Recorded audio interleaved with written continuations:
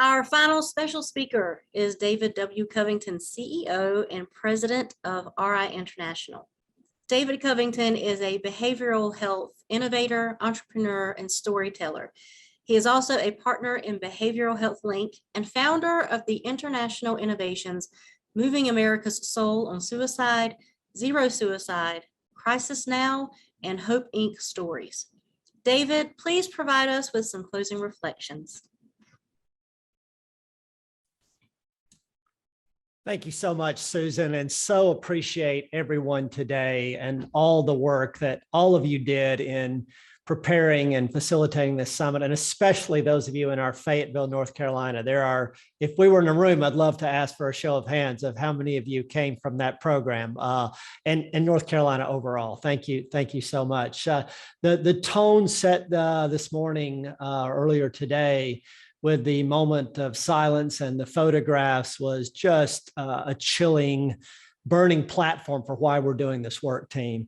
My close friend and business partner for over 20 years, his son Monty's picture was in that set. Monty died over 15 years ago in the very prime of his life, struggling with both mental health and substance use challenges, and such important work. And I want to start, actually, Susan, if I can share my screen for a moment.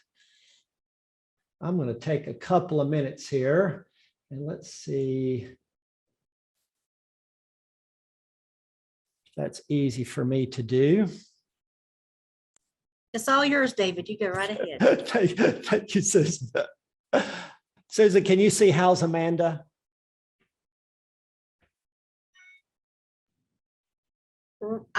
There it is, right there.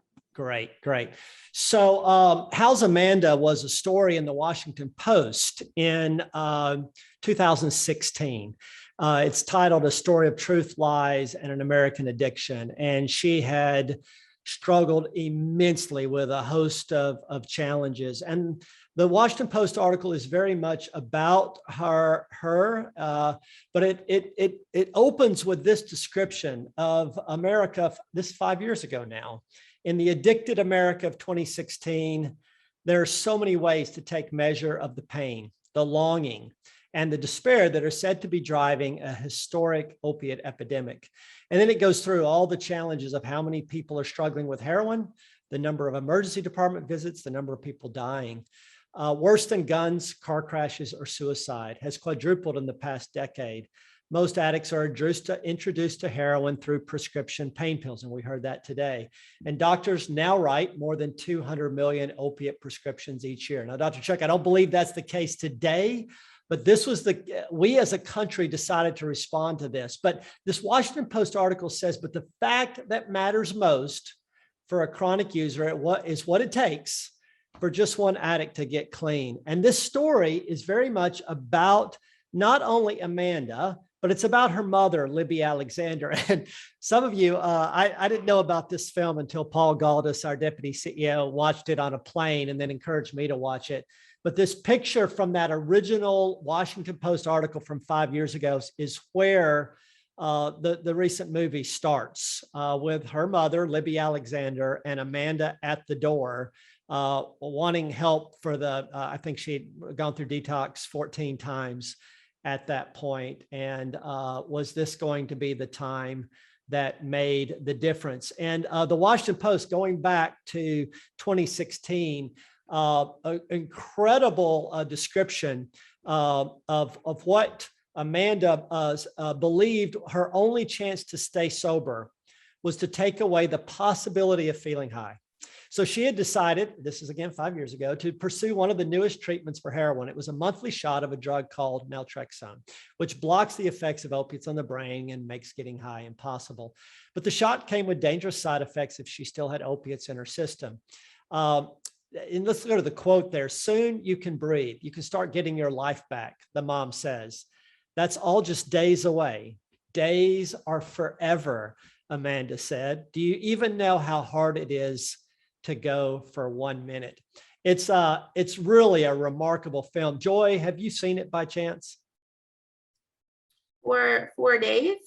4 days. Yes. So This is the Glenn Close and Mila Kunis that you've never seen her quite like this before. Glenn Close has been an ally of mental health for some time, and reading about this story, it wasn't that it was a true story that attracted Glenn Close to play the mom's role, but just how she said the truthfulness of this whole thing and the exasperation, the just grinding challenge that this was is just a really remarkable story. So if you haven't seen that film, but we started this today, and I want to just sort of set the tone here.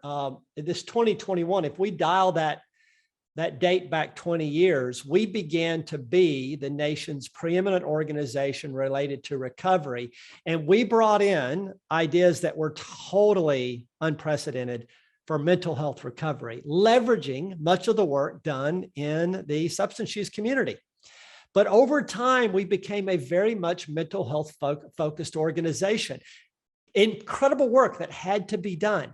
And Joy, I so appreciate you, Dr. Chuck, and the entire leadership group of beginning to bring us into a full integration for individuals in crisis. This graphic, this model, Joy, that you just raised, just tremendous that we've set this platform. One of my favorite sayings is models are a dime a dozen, but you have to have one.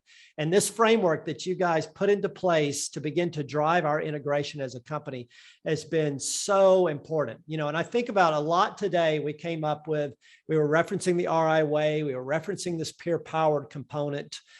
From our get-go, we were a crisis company from the very first day in 1990. We were providing facility crisis services. And over time, we began to develop these peer-powered and mental health recovery approaches. But if I had to sort of put our mission into 3 words, we've really become this company focused on crisis to recovery.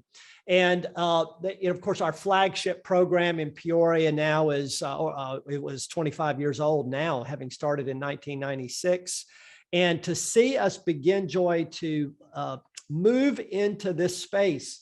But, one of my favorite things all day, and so much great stuff, Valerie, your story, the resilience and strength, and the way, you're bringing both mom and daughter, supporter and lived experience all together into this work. And the same, Whitney, again, it's the second time I've heard you speak. Thanks so much for sharing your story.